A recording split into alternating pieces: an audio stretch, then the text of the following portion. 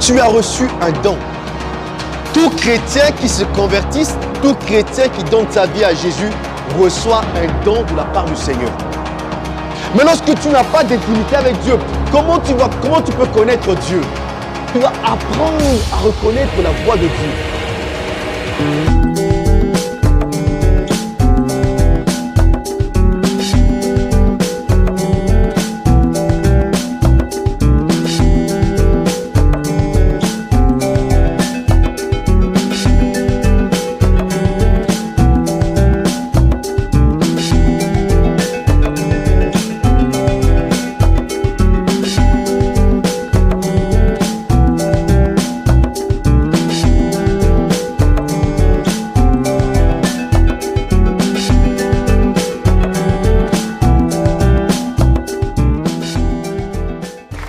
Amen.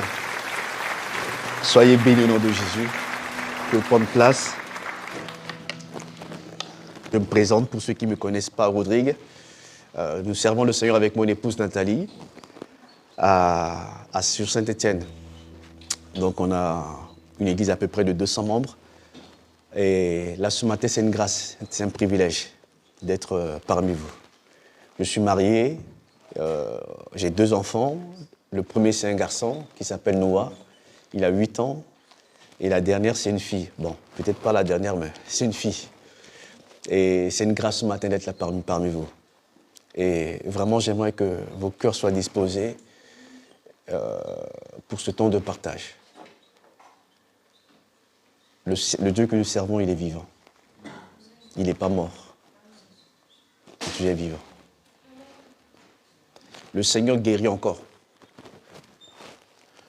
Le Seigneur libère encore. Nous vivons un temps très, très difficile.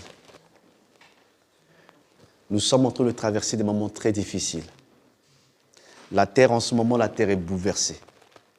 Le monde est bouleversé. On n'a plus de repères.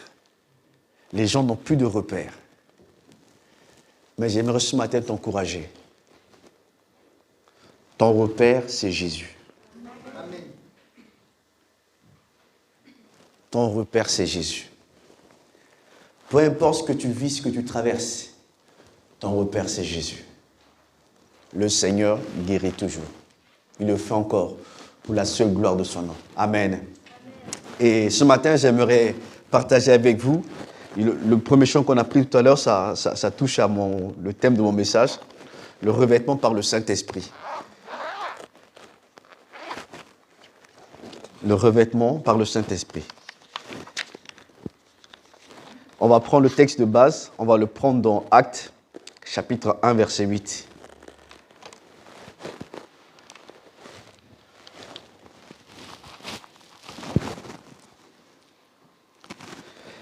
Seigneur, je te remercie pour ta grâce, pour ta présence au milieu de nous. Seigneur, je suis qu'un simple serviteur.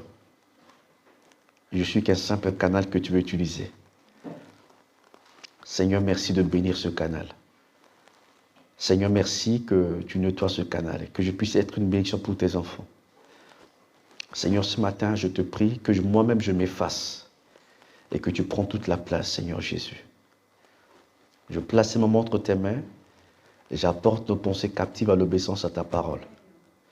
Et je lis tout esprit qui ne confesse pas ton nom, tout esprit d'opposition, soit lié dans le nom de Jésus-Christ. Et je prie que les oreilles spirituelles s'ouvrent afin d'entendre, Seigneur, ta voix. Je te bénis, je te remercie. Dans le nom de Jésus. Amen. Le revêtement par le Saint-Esprit. Nous sommes bien aimés dans Actes chapitre 1, verset 8. Nous sommes en train de vivre un temps difficile. Le monde en ce moment, avec cette maladie Covid, le monde est bousculé. Et nous sommes dans les derniers temps. Et un chrétien qui n'est pas revêtu de l'Esprit de Dieu, c'est un chrétien qui va devenir comme un... On dit yo-yo, non? Yo-yo. Voilà. Un chrétien yo-yo. Quand tu n'es pas rempli du Saint-Esprit, tu vas devenir comme une paille. Lorsque le vent souffle, ça t'amène à gauche. Le vent souffle, ça t'amène à droite. Et bien aimé, il est temps que chaque chrétien puisse prendre conscience. La Bible dit que vous savez discerner le temps. Le temps est mauvais. Et lorsque on discerne que le temps est mauvais, c'est le temps de se préparer. Amos chapitre 4, verset 12 nous dit, Israël, comme je te traiterai de la même manière, prépare-toi à la rencontre de ton Dieu. Le Seigneur revient bientôt. C'est vraiment, c'est quelque chose, c'est avec joie. Vivement le retour du Seigneur, parce que ça va nous libérer de tout ce qu'on vit sur la terre. Le Seigneur revient bientôt et il vient chercher toutes les femmes, tous les hommes qui lui appartiennent. Et ceux qui appartiennent à Christ, c'est ceux qui ont l'Esprit de Dieu. Vous savez, lorsque Jésus-Christ va revenir, la Bible nous dit que Jésus-Christ ne touchera pas le sol. Ses pieds ne toucheront pas le sol. Jésus-Christ restera dans l'espace. Et toutes les personnes qui l'ont choisi comme Seigneur et Sauveur de leur vie et qui ont marché selon sa parole, ces personnes-là, tout d'un coup, en un instant, ils vont monter au ciel. Amen. Et pour monter au ciel, c'est comme si vous voyez, je prends un aimant. Lorsque je prends l'aimant, je mets une pièce. Qui va faire l'aimant? L'aimant va faire comment? Va attirer la pièce, n'est-ce pas? Et c'est la même chose. Lorsque Christ va rester dans l'espace, toutes les personnes qui ont le Saint-Esprit en eux, ils vont partir comme un aimant vers le Seigneur. Comme la pièce. Ils vont partir. Amen. Et bien aimé, il est temps que chaque chrétien prenne conscience. C'est pour ça que Actes chapitre 1, verset 8 nous dit, « Mais vous recevez une puissance, le Saint-Esprit survenant sur vous, et vous serez mes témoins à Jérusalem, dans toute la Judée, dans la Samarie et jusqu'aux extrémités de la terre. » Amen. Jésus savait bien que ses disciples allaient avoir besoin de l'Esprit de Dieu. Jésus-Christ, quand il était avec eux, Jésus ne pouvait pas être partout. La Bible nous dit que Jésus, bien sûr, il était homme, mais il était Dieu aussi. Amen. Et physiquement, Jésus ne pouvait pas être partout. C'est pour ça que Jésus a dit, il est avantageux pour vous que je m'en aille.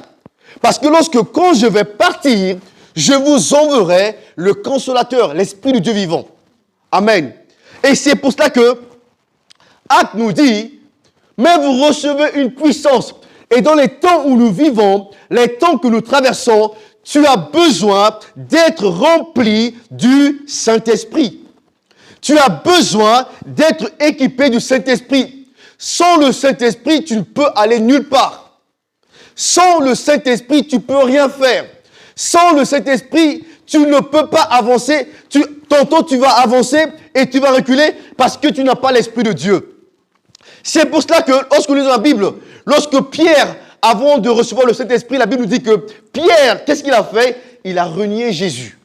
Mais il s'est repenti, il a demandé pardon. Mais lorsqu'il a reçu le Saint-Esprit, nous lisons dans les Actes, l'apôtre Pierre, qui était un peureux, la Bible nous dit que Pierre a prêché, il y a eu 3000 personnes qui se sont converties. Parce qu'il a reçu le Saint-Esprit. Le Saint-Esprit, ce n'est pas quelque chose... Non, le Saint-Esprit, c'est une personne. Le Saint-Esprit, c'est une personne. Elle a une émotion. Cette personne, elle est émotion. Parfois, on peut l'attrister. Parfois, on peut le blesser. Parfois, on peut le faire mal. Et lorsque je blesse le Saint-Esprit se met à côté. Il me dit, mais comme je veux faire à ma tête, mais fais-le toi-même. Et parfois, les chrétiens, ils se posent des questions, mais j'ai comme impression, tout ce que je fais, ça ne réussit pas. Tout ce que je fais, non, ça ne marche pas. Mais qu'est-ce qu'il y a? Est-ce que tu as le Saint-Esprit? Pose-toi la bonne question. Lorsque le Saint-Esprit est avec toi, le Saint-Esprit va te guider. Il dit, Acte 1, chapitre 8, verset 8, pardon.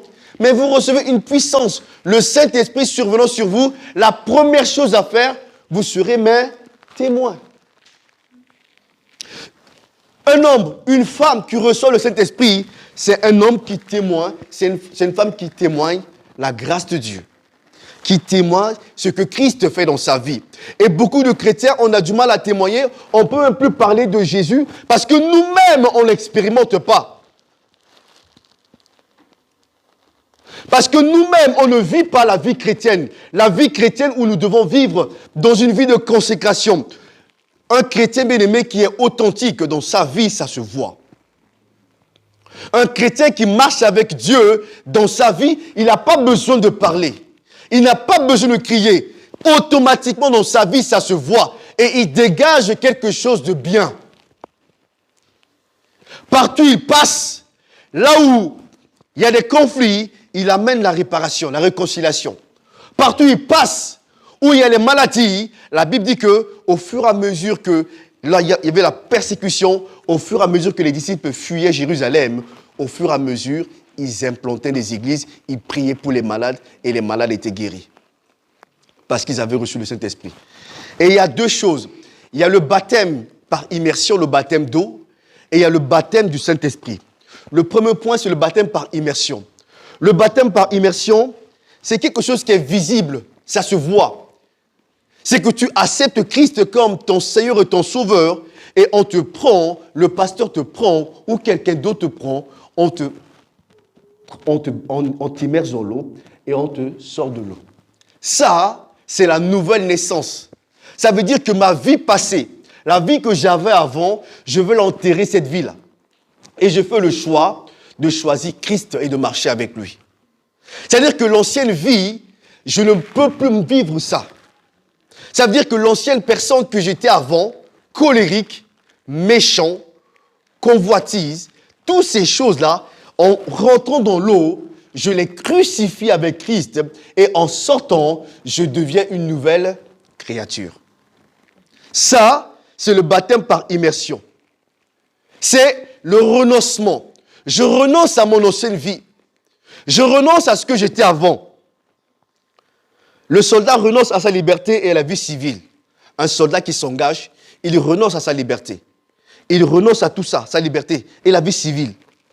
Le futur marié, avant de se marier, il renonce à sa vie de célibataire. Galates chapitre 2, verset 20, Paul nous dit, « J'ai été crucifié avec Christ, et si je vis, ce n'est plus moi qui vis, c'est Christ qui vit en moi.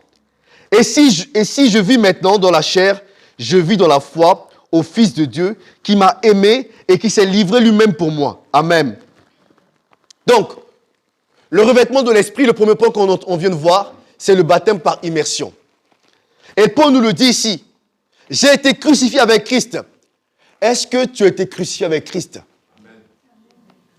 Est-ce que l'ancienne nature ne revient pas à chaque fois? Un chrétien qui est converti, qui est consacré au Seigneur, l'ancienne nature n'a pas le droit d'y être. L'ancienne nature n'a pas sa place. Je deviens automatiquement une nouvelle nature. C'est vrai qu'en un instant, les choses ne changent pas, mais au cours de ma marche avec le Seigneur va briser certaines choses dans ma vie. Si et seulement si, je laisse au Seigneur l'occasion, l'opportunité de briser ces choses. Amen. Un don de soi à Christ. L'enfant de Dieu s'engage à suivre le Seigneur, participe à la résurrection de Christ et à sa victoire finale. Ce don n'est possible que dans la mesure où renoncer à soi-même, un renoncement qui libère et qui te permet de te donner totalement à Jésus-Christ. Là, c'est le baptême par immersion.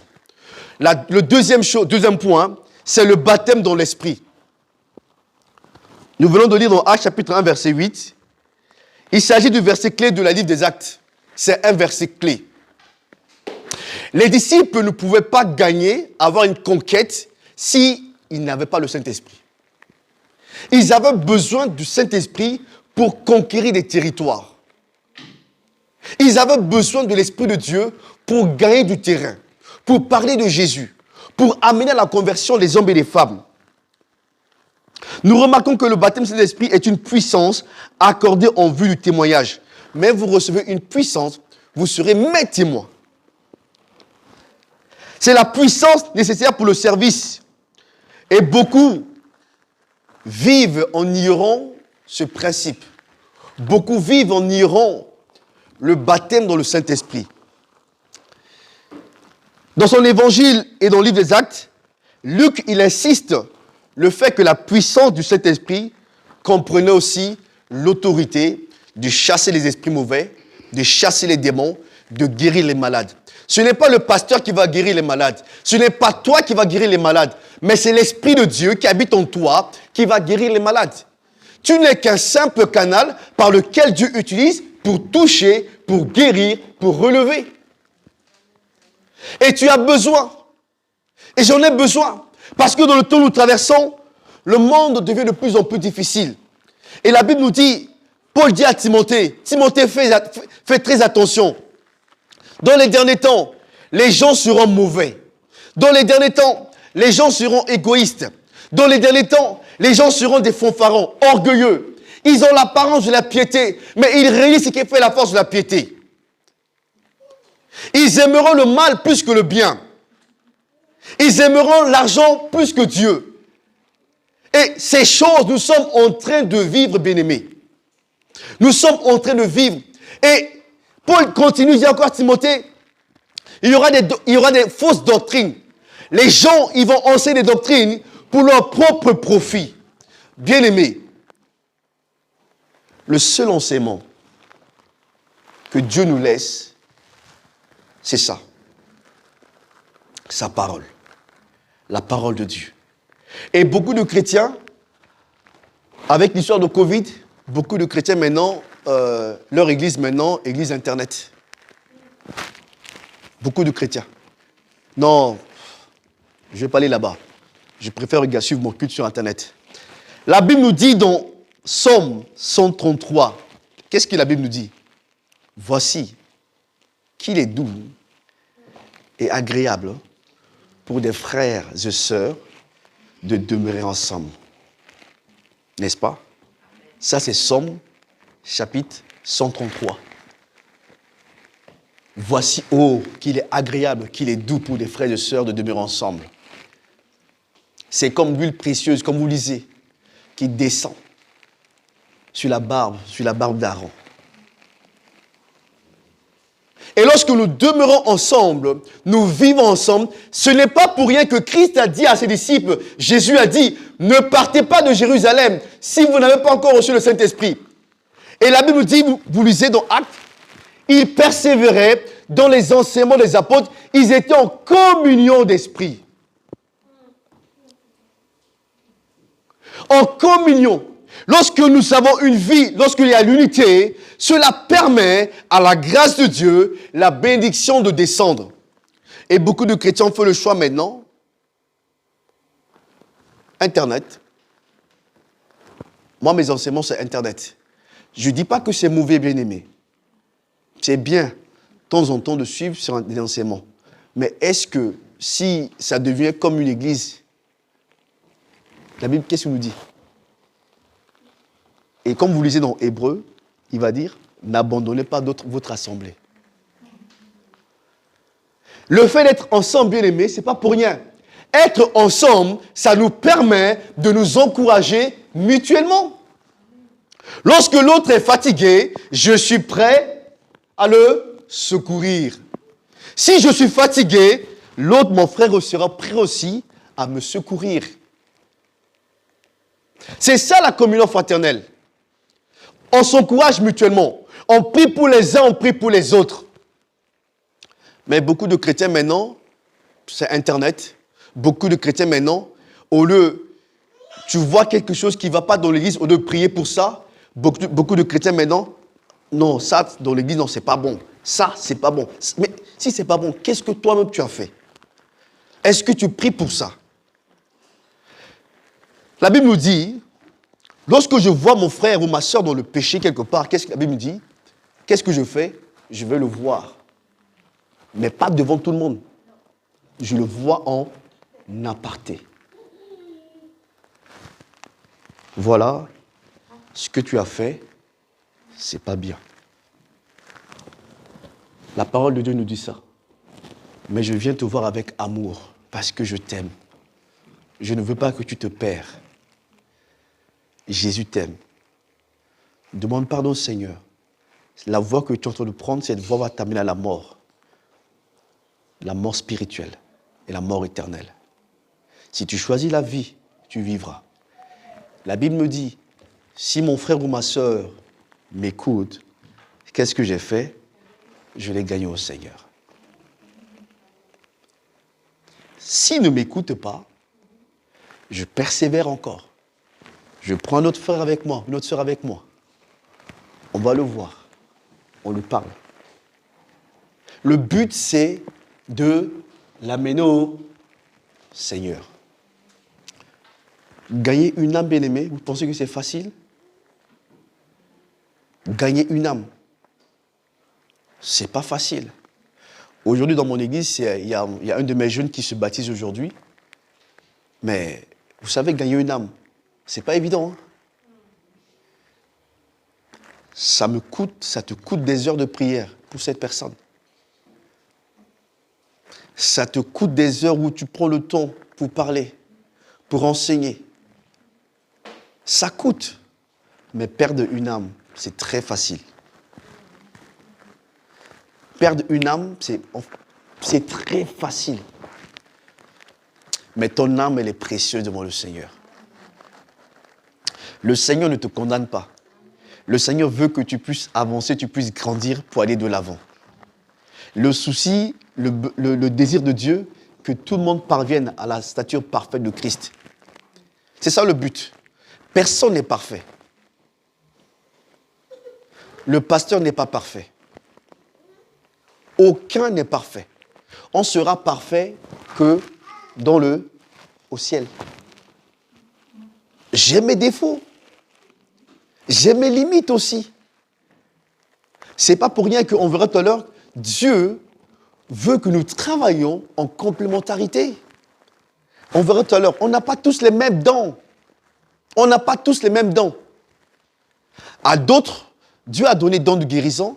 À d'autres, on verra, parole de connaissance, tous ces dons, c'est pour l'édification du corps de Christ.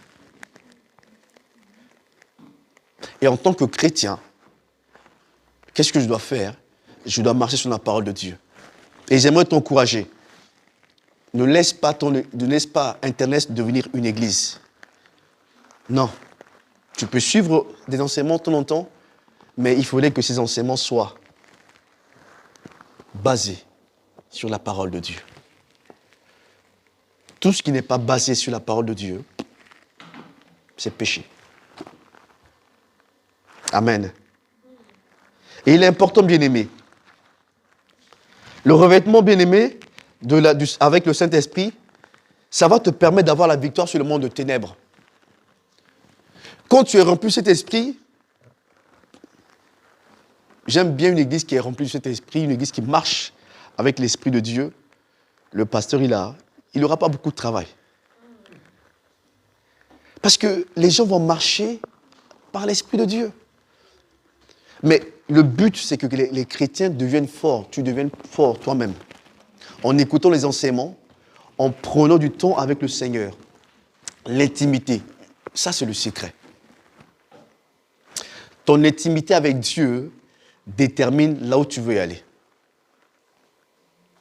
Un chrétien qui prend du temps, qui ne se laisse pas distraire, qui prend du temps pour lire sa Bible, qui prend du temps pour prier, ce chrétien-là, il va devenir fort. Un chrétien qui prend du temps dans la prière, un chrétien qui est revêtu du Saint-Esprit, il est comme le Saint-Esprit va le guider, va lui montrer le chemin. David a dit, l'Éternel est mon berger, je ne manquerai de rien. Psaume 23. Il me fait reposer dans de verts pâturages. Il me dirige près des eaux paisibles. Il restaure mon âme. Il me conduit dans les sentiers de la justice à cause de son nom. Et quand je marche dans la vallée de l'ombre de la mort, je ne crains aucun mal, car il est avec moi. Et lorsque l'Esprit de Dieu est avec toi, bien-aimé, peu importe ce que tu traverses, peu importe ce que tu vis, rien ne pourra t'atteindre. Rien. Le Covid peut te toucher, mais il ne te vaincra pas. Il dit, Seigneur, ma maison est sous le sang de Jésus. La Bible nous demande de respecter les autorités. On respecte tout ce que les autorités nous disent. Mais mon devoir en tant que chrétien, c'est de placer ma maison régulièrement sous le sang de Jésus. Lorsque le Saint-Esprit habite dans ma maison est en sécurité. David a dit, je ne crains aucun mal, car tu es avec moi. Ta houlette et ton bâton me rassurent. Quel beau verset. Ta houlette et ton bâton me rassurent. Et tu dresses devant moi une table en face de mes... Oh! Les mêmes personnes qui te critiquent, les mêmes personnes qui veulent te détruire, ces mêmes personnes, lorsque tu es loin, tu es adoubé, lorsque le Seigneur atteste quelque chose, peu importe. Même si tu es critiqué, même si tu es calomnié, même si, laisse le Seigneur te justifier. Tu as été blessé, tu as été opprimé, laisse le Seigneur te justifier. Notre Dieu, c'est un Dieu de justice. Je pardonne, mais Seigneur, c'est toi qui me rends justice. Je ne rends pas justice moi-même. Parce que la justice des hommes, ce n'est pas celle de Dieu. L'homme, il veut à tout prix parfois que justice soit faite tout de suite. Mais Dieu, il tient toutes choses entre ses mains. Il sait quand il peut le faire. Comment? Et j'aimerais ce matin t'encourager. Et je vais aller plus vite pour finir. Tu as besoin du don du Saint-Esprit. Les dons de l'Esprit. 1 Corinthiens chapitre 12, verset 8 à 12. En effet, ça c'est le troisième point, les dons de l'Esprit. En effet, à l'un est donné par l'Esprit une parole de sagesse, à un autre une parole de connaissance. Ça c'est 1 Corinthiens chapitre 12, verset 8 à 12. Une parole de connaissance selon le même esprit. À un autre, la foi, par le même esprit. À un autre, le don de guérison. Par le même esprit. À un autre, le don d'opérer des miracles. À un autre, la prophétie. À un autre, le discernement des esprits. À un autre, la diversité des langues. À un autre, l'interprétation des langues. Un seul et même esprit opère toutes ces choses, les distribuant à chacun en particulier comme il le veut. Amen. Tu as reçu un don. Tout chrétien qui se convertisse, tout chrétien qui donne sa vie à Jésus reçoit un don de la part du Seigneur. Mais chaque chrétien doit identifier le don que Dieu lui a donné. Et pour connaître le don que Dieu t'a donné, tu as besoin de vivre une intimité avec Dieu. Un chrétien qui ne prie pas, ce n'est pas un chrétien qui est opérationnel. Un chrétien qui aime prier, un chrétien qui aime prendre du temps avec Dieu, c'est un chrétien qui est authentique, qui va être opérationnel. Il va être un élément que Dieu va utiliser à chaque instant, quand il le veut, où il le veut. Mais lorsque tu n'as pas d'intimité avec Dieu, comment tu peux connaître Dieu? Mon fils à la maison, lorsque je rentre à la maison, rien qu'en ouvrant la porte et que je marche dans le couloir pour monter les escaliers, il sait que c'est papa. Parce qu'il vit avec moi. Quand il entend mes pas, il sait, ça c'est papa qui est en train de marcher pour venir. Papa, il ouvre la porte de cette manière. Papa, quand il marche, j'entends ça. Parce qu'il vit avec moi. Il connaît ma voix. C'est la même chose. Lorsque tu as une intimité avec Dieu, tu prends du temps avec Dieu, tu vas apprendre à reconnaître la voix de Dieu. Lorsque Dieu va te parler, tu sauras que c'est Dieu qui est en train de te parler. Parce que tu vas reconnaître sa voix. Et aujourd'hui, beaucoup de chrétiens n'arrivent pas à reconnaître la voix du Seigneur. Chacun suit sa propre voix. Et c'est dommage. C'est très dommage. Parce que lorsque toi, tu mènes ta propre voie, ça t'amènera à la mort. Mais lorsque tu suis la voie que Dieu a tracée pour toi, bien-aimé, ça va t'amener à la vie. Jésus a dit, je suis le bon berger qui donne sa vie pour ses brebis. Le voleur ne vient que pour détruire, pour égorger, pour tuer. Mais moi, je suis venu afin que les brebis puissent avoir la vie et la vie en abondance. Mais depuis que je suis devenu chrétien, je ne vis pas ça, je n'expérimente pas ça, pas ça. Tu as besoin d'être rempli du Saint-Esprit. Parce que lorsque tu es rempli du Saint-Esprit, parfois bien-aimé, on est des humains. Parfois, quand je me lève le matin pour prier, j'ai du mal à prier. Je suis comme vous. Parfois, j'ai du mal. Parfois, en venant dans la présence de Dieu, parfois, je ne sais pas par où commencer. Mais lorsque tu es le Saint-Esprit, la Bible nous dit que dans Romains, je crois chapitre 8, vers le verset 28, 29, il dit, le Saint-Esprit, par des soupirs inexprimables, il exprime à Dieu ce dont j'ai besoin. Et quand je viens de la présence de Dieu, parfois je n'ai pas quoi dire. Je commence à prier en langue. Parce que je n'ai pas la force. Je commence à prier en langue. Je prie en langue. Je prie en langue. À un moment donné, je me libère dans la présence de Dieu. La fatigue s'en va. Et je commence à prendre du temps à prier le Seigneur.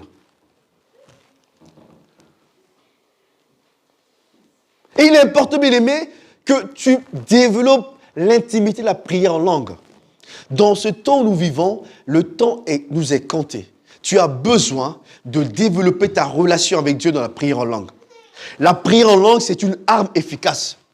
La prière en langue, c'est que parfois tu ne sais pas quoi prier, tu ne sais pas quoi dire, mais le Saint-Esprit va prier à ta place. Et il y a plusieurs, en gros, il y a 3 catégories des dons. Il y a 3 catégories. La première catégorie, c'est les dons de révélation. Deuxième catégorie, c'est les dons de puissance. Et troisième catégorie, c'est les dons d'inspiration. Et la première catégorie, dans les dons de révélation, j'irai très vite. Ça, si le Seigneur permettrait un jour, on pourra faire un enseignement profond dessus. Les dons de révélation, il y a 3 choses. Il y a la parole de connaissance, il y a la parole de sagesse, parole de connaissance et discernement des esprits. La parole de sagesse, c'est quoi? C'est le plan de Dieu concernant le genre des choses ou des événements à venir. Ça, c'est la parole de sagesse. La parole de connaissance, c'est la même chose, mais c'est la révélation surnaturelle de Dieu à un instant précis. Pas demain, pas dans 10 ans, mais précis.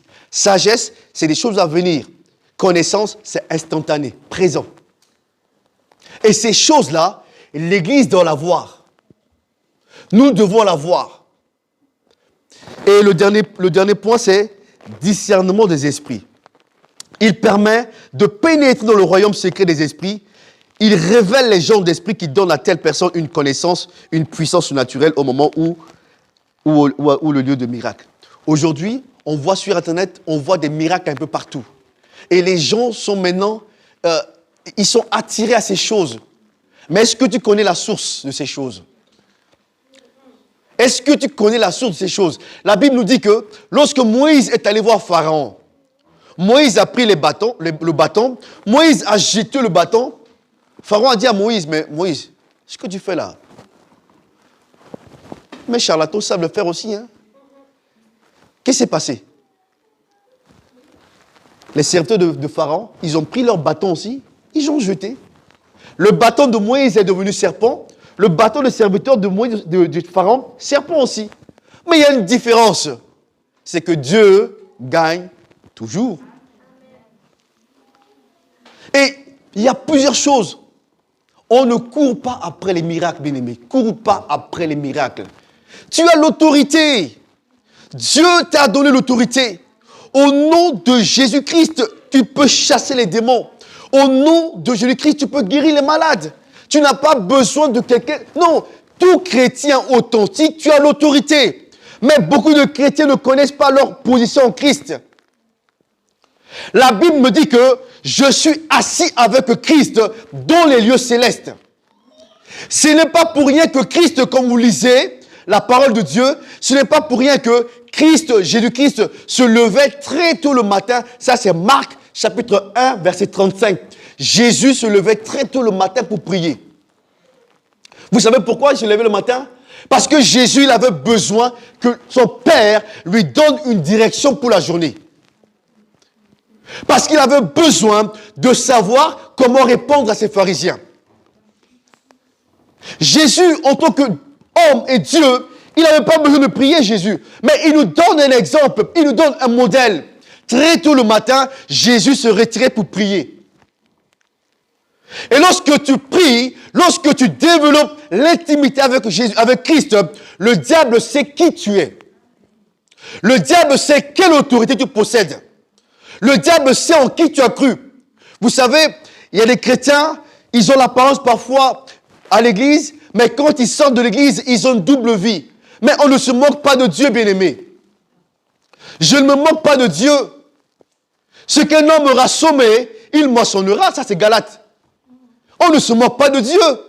Je préfère avoir un pied en Christ toute ma vie que d'avoir tantôt être en Christ, tantôt dans le monde.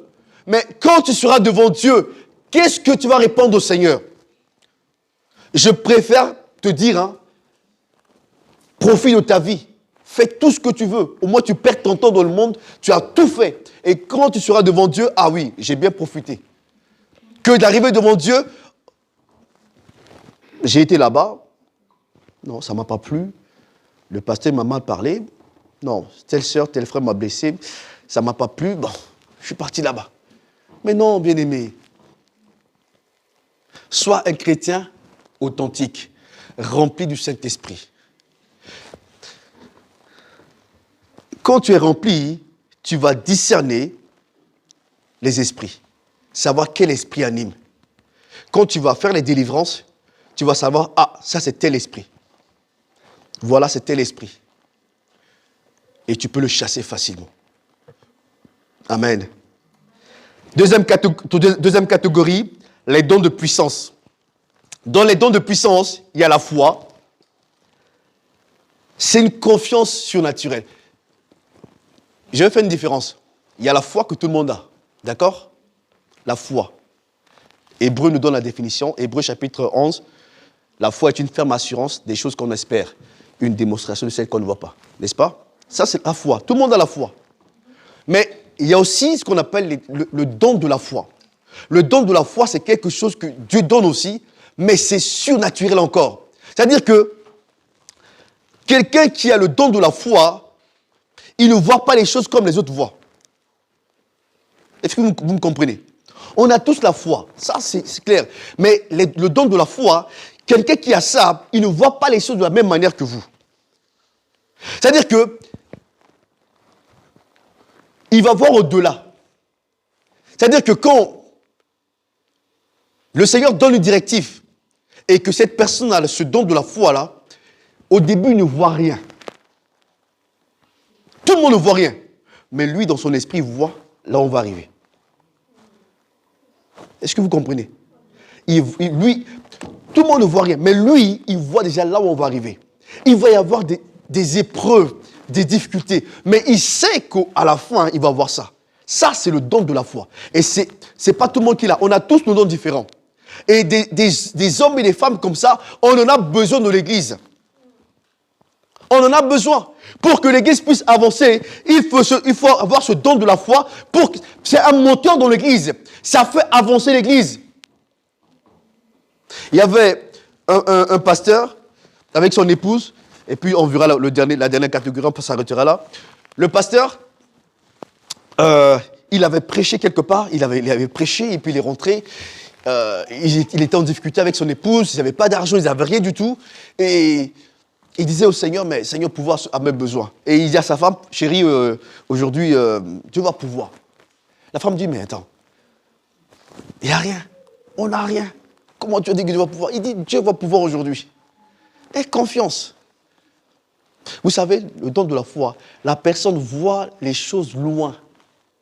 Et toute la journée, à midi, ils n'avaient pas mangé. Et le soir,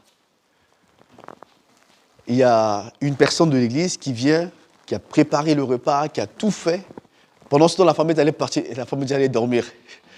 La personne, la sœur de l'église, a amené le repas, a déposé. Il dit, ben, pasteur, le Seigneur m'a mis à cœur de préparer ça pour vous. Toute la journée, quand je me suis levé très tôt ce matin, le Seigneur m'a mis à cœur de préparer. Donc je suis allé au champ, j'ai pris tout ce qui était de bon, tout ce qui était meilleur, j'ai préparé toute la journée, et voilà, je ramène ça. Il appelle sa femme, dit, chérie, les enfants appellent, il dit, ben, tu vois, je t'avais dit que Dieu va donner aujourd'hui. Et Dieu a pourvu pour toute la semaine. Ça, c'est le don de la foi. Et ça, pour le savoir, c'est ton intimité avec Dieu. Il faut le développer. Et l'autre point, don de miracle, c'est une intervention surnaturelle. Don de miracle, on n'a pas tous les mêmes dons. Don de miracle, le Seigneur va travailler avec la personne d'une manière extraordinaire. Il va faire les choses d'une manière extraordinaire parce que c'est quelque chose que Dieu lui a donné. Et le dernier point, don de guérison. Don de guérison, vous savez, c'est des dons que Dieu a donnés à l'Église. La Bible nous dit que tous les chrétiens, on peut prier tous pour les malades. Il n'y a pas de problème. Au nom de Jésus, tu pries. Mais quelqu'un qui a le don de guérison, vous allez voir parfois, on lui amène un cas. Pardon, excusez-moi. Vous avez un cas et beaucoup de gens vont prier pour le cas, ils vont prier pour. Rien ne va se passer. Mais quelqu'un qui a un don de guérison, vous allez voir que lui, quand il va venir, simplement, il n'a pas besoin de crier. Tac, tac. La personne est libérée dans le nom de Jésus. Ça, c'est un don que la personne a. Et pour savoir que tu as ça, bien aimé, tu as besoin de ton intimité, de développer dans la prière. Et ces dons-là, c'est pour l'édification de l'Église. Ces dons, ce n'est pas pour toi seul. C'est pour bénir le corps de Christ. Ce n'est pas pour te vanter. Ah, j'ai ce don. Ah, ben oui, mais j'ai ce don. Mais pourquoi le pasteur ne me laisse pas faire ça? Non. Ce don que Dieu t'a donné, c'est pour servir l'Église. C'est pour édifier l'Église. Qu'est-ce que tu as reçu que tu n'as? Amen. Et le dernier point, dernière catégorie, c'est les dons d'inspiration. Dons d'inspiration, dedans, on a la prophétie, on a les dons de langue et interprétation des langues. Prophétie, c'est l'expression surnaturelle dans une langue connue. La prophétie, c'est l'expression des messages divins donnés sous l'onction de l'Esprit. Les dons des langues, c'est une expression surnaturelle. Tout le monde parle en langue. Tous les chrétiens qui ont accepté Christ comme leur Seigneur Sauveur, qui sont baptisés de l'Esprit, ils parlent en langue. Mais entre-temps, il y a les dons des langues aussi. Amen. Dons des langues. Il y a un frère, un pasteur de mon pays, il est parti aux États-Unis. Et je m'arrêterai sur ça. Il est arrivé dans une église. Il arrive dans l'église. Il parle en anglais aux États-Unis. Et pendant le culte, il y a un pasteur qui... Lui, il est venu, il était dans l'assemblée. Et il y a un pasteur qui était là, le pasteur qui présidait, et il commençait à prier en langue. Vous savez dans quelle langue il priait, le pasteur? Il commençait à prier en langue. Je suis originaire de la République centrafricaine. Là-bas, la langue qu'on parle, c'est le sango. Et le pasteur qui était en train de prier en langue, c'était un Américain. Il priait en langue, il priait en sango. Et le pasteur centrafricain, lui, il écoutait ce qu'il disait. Oh, il dit, mais, ah bon, il y a un centrafricain ici, il est parti en mission en Bangui, en Centrafrique. Il était content, au moins qu'on parle sa langue.